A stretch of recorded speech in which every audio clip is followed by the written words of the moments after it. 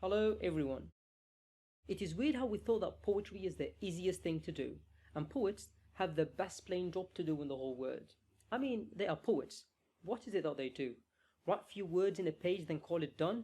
Even if they rhyme, those lines do not even get to reach the margin. I can do that. Anyone can do that. Go ahead. Grab a pen and a paper, write few lines, make them rhyme, and there you go. You've got yourself a poem. But wait, that is not true, innit?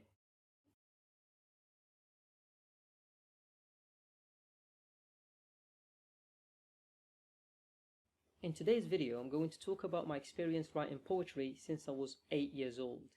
I will be going through the first poem I wrote and what are the mistakes that I've made throughout the way. I've taught poetry at university, high and middle school, but I will not talk about poems in details. I will recite one or two of my recent poems that you can actually find in my website down in the description. And I will teach you how to write your own poem, so make sure you've got a pen and a paper to take some notes and to write your own poem. So I remember I was in the third grade when I wrote my first poem. It was such a great time, a blessing. I loved language and I was good at writing short paragraphs and stories. So when I decided to write my poem, I just remember we were reading one poem at school and I realized that I can actually do the same thing. I had all these words in mind and verses, so I started writing. My first poem was about Palestine. I was an 8-year-old Muslim who wanted the whole world to live in peace. So I wrote it to the kids of Palestine because they suffered a lot at that time. I didn't know my poem was good. I thought I just wrote something like I always do, but someone else discovered my poem and they were very surprised and asked me to write another one just to make sure it was me who wrote it, and I did. Writing poetry is like recording history. Not any history, but emotional history. A piece of writing that will speak about your feelings to others in the future. Kind of diary, but not just for yourself. It's for everyone else to read. Poetry is something you read to relate to, because as a human beings, we kind of go through the same experiences most of the time. The only aspect that might change in poetry is the voice you use. It can be religious, cultural, and so on. So before you write your first poem, you should open up and be ready to share your emotions with others. That is the first step. The second step is knowing the purpose of your poem. Why do you want to write this poem? Do you want to write about personal experience? Something that you desire or admire? Do you want to describe something or someone? Or do you want to protest a social injustice or just play with words to show how good you are with language? You need to have a purpose for your poem. As a beginner, you can't just start writing and wait for the purpose to emerge through the verses later on. You need to start with a purpose. The third step is being familiar with imagery or literary devices. I will mention a couple of them here, but for more rhetorical techniques or literary devices, check my videos about that in the future. The first one we'll talk about today is emotive language, simply words that are used to show emotions like sad, happy, angry, and so on. Very simple. One mistake that some poets do is use the dictionary to get difficult words to use in their poems. That is wrong. In 1954, a literary group called The Movement was created just because of this problem. The group consists of famous poets like Philip Larkin, John Wayne, and more. They were part of the movement and they decided that poems should be easy to read by everyone in society, not just intellectuals or academics. Everyone deserves to read poetry. So if you check their poems, you will find how beautiful and deep they are, even though they used easy language. So keep it simple.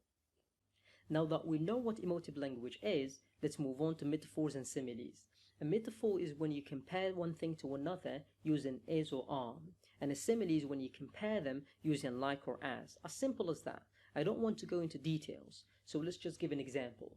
She is the moon when it lights up. That is a metaphor. Her face lights up just like the moon. That is a simile. The fourth step is about the 5 senses: sight, hearing, smell, touch, and taste. Now, this is very important and essential to writing poetry because you want to paint a picture in your reader's mind. To do that, you need to put them in a state where they feel what you feel and see what you see and so on. For example, sunlight vanished and the moon appeared to tell the kids about the day.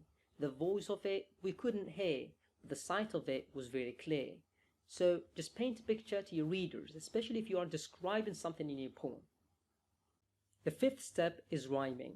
Using a specific rhyme or meter for your poem is not very easy, and I know that most of you do not know what rhyme and meter are. I will make a video about both terms in the future, giving more details to those who are interested in making their poems sound more professional.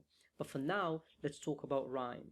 Make sure you choose a simple rhyme for your poem. You can stick to free verse if you want to, but choosing a rhyme alone is not that hard. Just make sure you keep it simple. For example, I am not here to claim courage or even fame.